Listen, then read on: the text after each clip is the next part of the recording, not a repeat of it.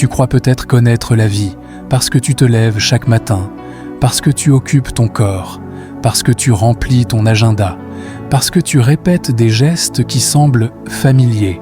Mais la vérité, c'est que ce que tu appelles vivre n'est souvent qu'une succession de réflexes intérieurs, un scénario hérité, un cycle d'émotions préécrites.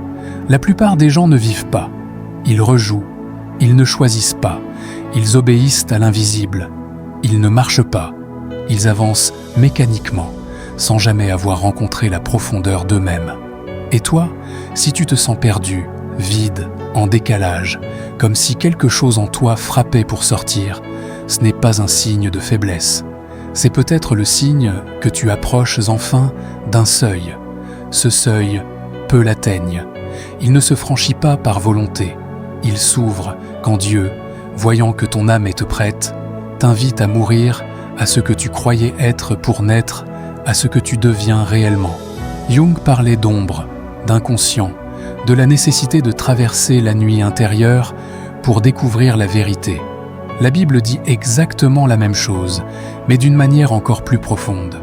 Celui qui veut sauver sa vie la perdra, mais celui qui la perdra à cause de moi la trouvera. Matthieu 16, 25. Tu vois, le langage psychologique et le langage spirituel se rejoignent.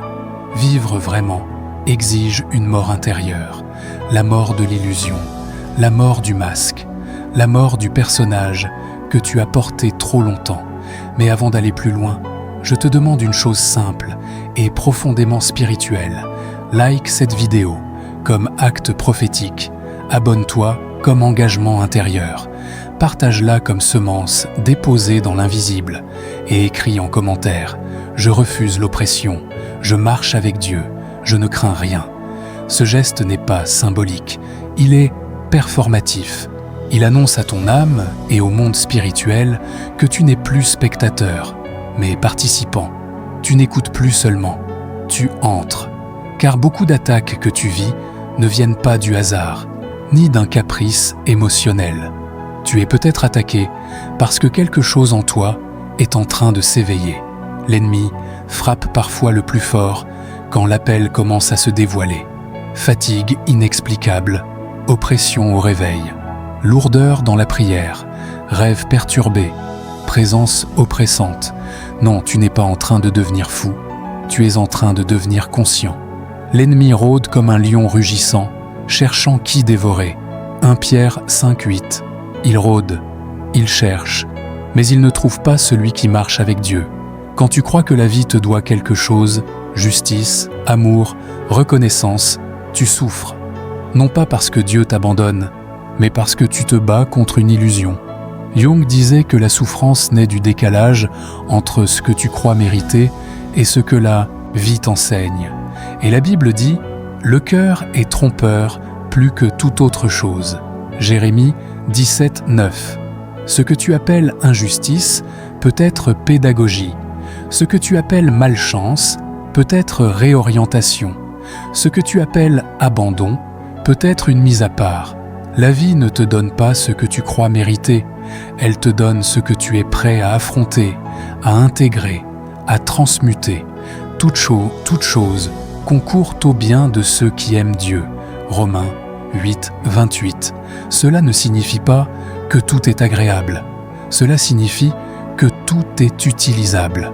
Chaque douleur, chaque rejet, chaque attente, chaque fermeture de porte est une matière première pour ta transformation.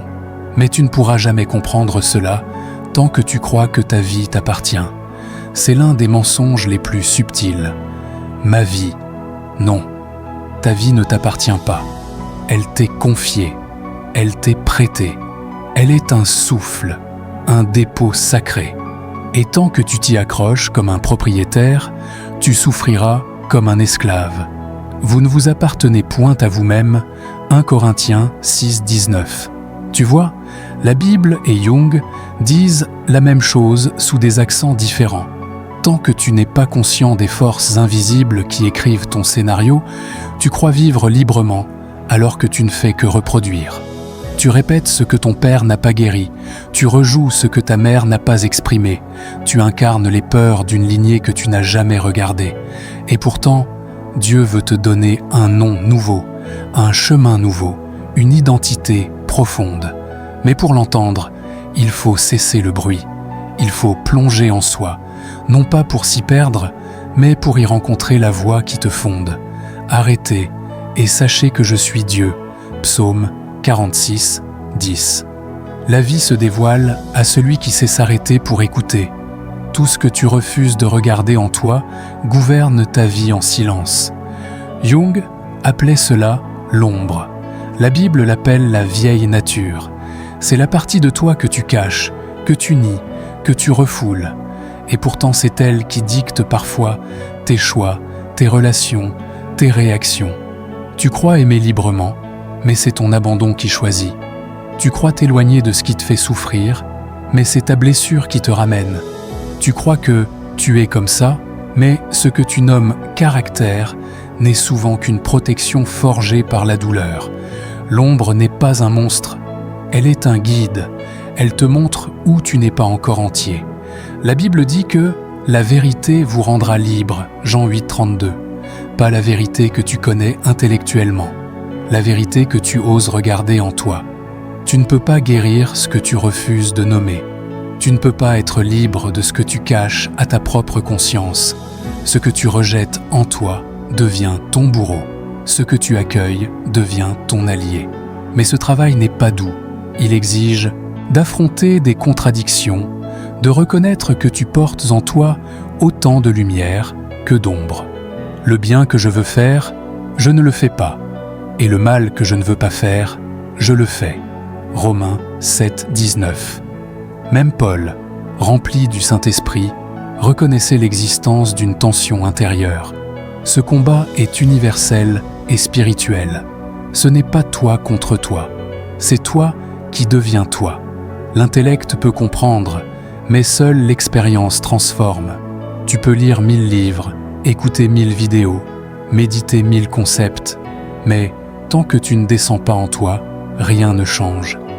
Mon peuple périt faute de connaissance. Osée 4.6. Pas une connaissance théorique, mais une connaissance incarnée. Ce n'est pas ce que tu sais qui te libère, mais ce que tu vis consciemment. La vie ne te répond pas en surface. Elle te parle dans la zone où tu souffres, où tu bloques, où tu résistes. C'est là que se trouve ton initiation. Le contrôle est l'illusion qui détruit l'âme moderne. Tu veux contrôler ton image, tes émotions, les autres, ton avenir, ta réussite. Mais la vie ne se laisse pas enfermer. Remets ton sort à l'Éternel, confie-toi en lui, et il agira. Psaume 37, 5.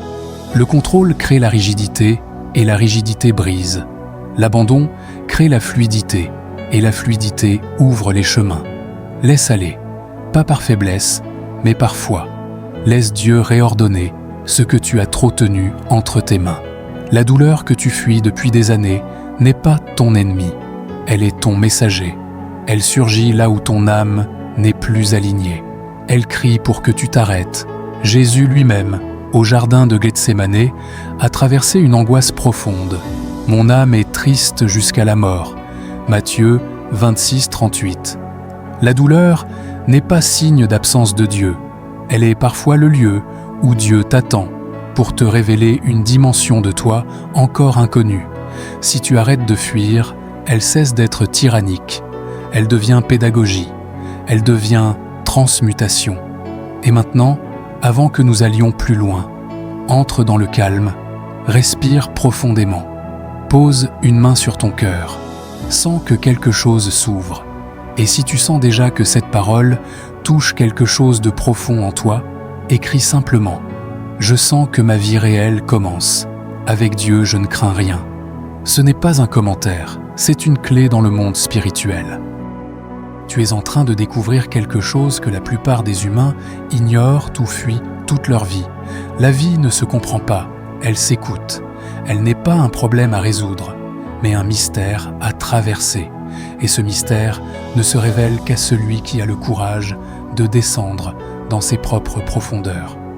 Jung disait que personne ne devient éclairé en imaginant des figures de lumière, mais en rendant consciente sa propre obscurité. La Bible exprime la même réalité. Le royaume de Dieu est au-dedans de vous. Luc 17, 21. Ce royaume intérieur n'est pas toujours lumineux. Il est fait de vallées, de montagnes, d'ombres, de blessures, de mémoires anciennes. Et quand Dieu t'appelle à grandir, il commence par te montrer ce que tu dois affronter, non pas pour te condamner, mais pour t'intégrer. L'ombre est le matériau que Dieu transforme en autorité spirituelle lorsque tu cesses de la fuir. C'est pourquoi certaines saisons de ta vie semblent chaotiques. Tes émotions s'agitent, tes pensées se contredisent, tes relations s'effritent, ta paix disparaît. Tu crois que tu es attaqué, et parfois tu l'es, mais souvent, tu es en pleine réorganisation intérieure. Le chaos n'est pas toujours un signe d'attaque. Il est parfois un signe que Dieu démonte les structures qui t'empêchent d'être toi. Voici, je fais toute chose nouvelle. Apocalypse 21, 5.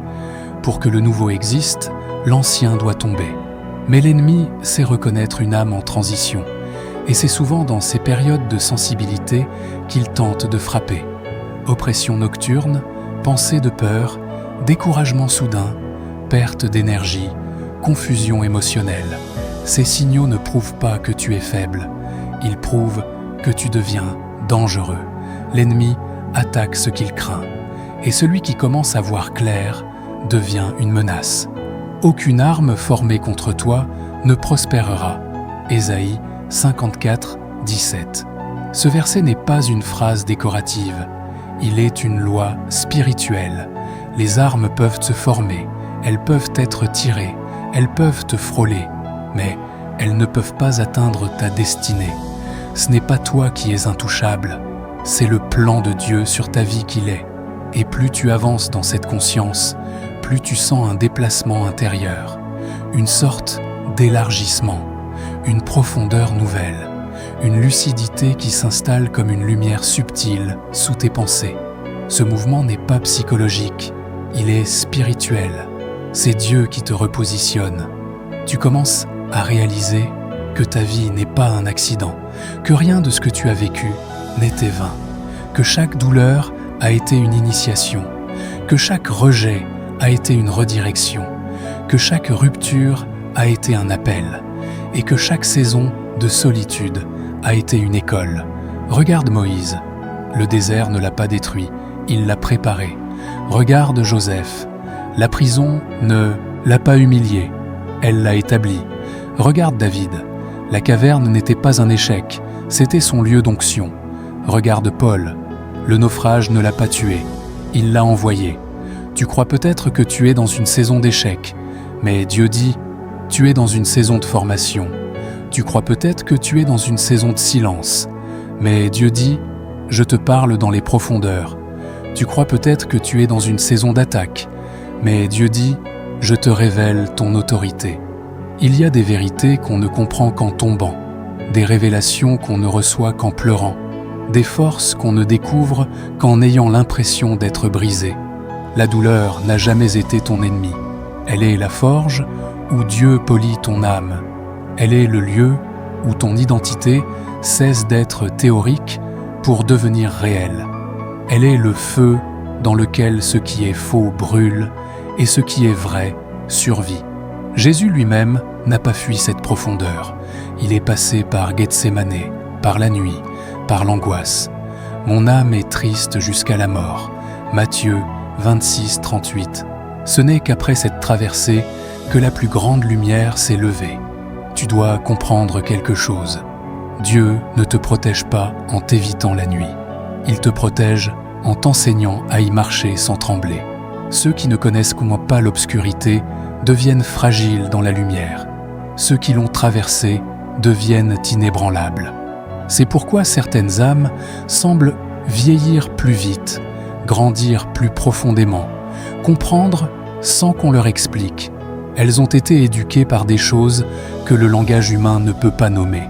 Et toi, si tu écoutes encore ces mots, c'est que tu fais partie de celles-là. Tu n'es pas ordinaire. Tu es appelé. Tu es mis à part. tu es travaillé par Dieu de l'intérieur. Alors maintenant, écoute cette vérité. Avec Dieu, tu ne crains rien. Tu ne crains ni la nuit, ni les attaques, ni le rejet, ni la solitude, ni l'avenir. Parce que le Dieu qui t'accompagne n'est pas simplement un protecteur, il est l'auteur de ton histoire. Le Seigneur est mon berger, je ne manquerai de rien. Psaume 23, 1. Ce verset n'est pas une poésie, c'est une réalité. Tu ne manques de rien, parce que Dieu ne manque de rien. Il connaît ta route, il connaît tes fardeaux, il connaît tes peurs, il connaît ton ombre. Et pourtant, il t'aime, il ne t'abandonne pas, il te poursuit, il te relève, il te restaure. Mais avant que nous prions ensemble, je veux t'emmener dans un état intérieur particulier. Car la prière n'agit vraiment que lorsque l'âme est ouverte. Ferme doucement les yeux si tu peux. Respire profondément. Ralentis ton esprit. Laisse tomber les tensions dans ton corps. Libère les épaules. Détends le ventre. Sens l'air entrer, sortir. Imagine que tout le bruit mental se dépose comme de la poussière qui tombe au sol. Visualise une lumière douce, pas éclatante, qui naît dans ta poitrine. Une lumière calme, lente, silencieuse. Cette lumière n'est pas imaginaire. Elle symbolise ce que la Bible appelle la présence de Dieu. L'esprit de l'homme est une lampe de l'Éternel. Proverbe 20, 27. Maintenant, imagine que cette lumière se met à grandir. Elle remonte dans ta gorge, apaise ton souffle, descend dans ton ventre, illumine tes ombres. Que tout ce qui t'a oppressé perde son droit. Que tout ce qui t'a volé la paix perde son accès. Que tout ce qui te retenait cesse maintenant d'exister. Pendant que tu es dans cet état, je veux que tu fasses un acte prophétique. Like cette vidéo.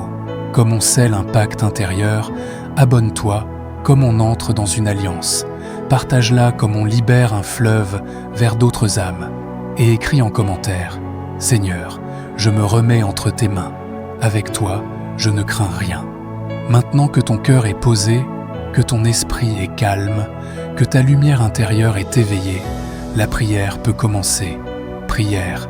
Seigneur Dieu, toi qui vois l'invisible et connais les profondeurs de nos âmes, nous venons devant toi avec humilité. Nous déposons nos peurs, nos fardeaux, nos ombres, nos blessures. Tu sais tout ce qui nous oppresse, tout ce qui nous attaque dans le silence, tout ce qui nous fatigue dans le secret. Seigneur, étends ta main maintenant.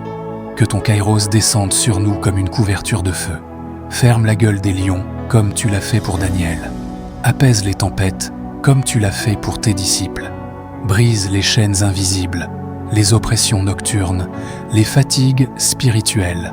Libère-nous des peurs héritées, des blessures inconscientes, des mensonges anciens. Nous déclarons au nom de Jésus que nous sommes sous ta protection.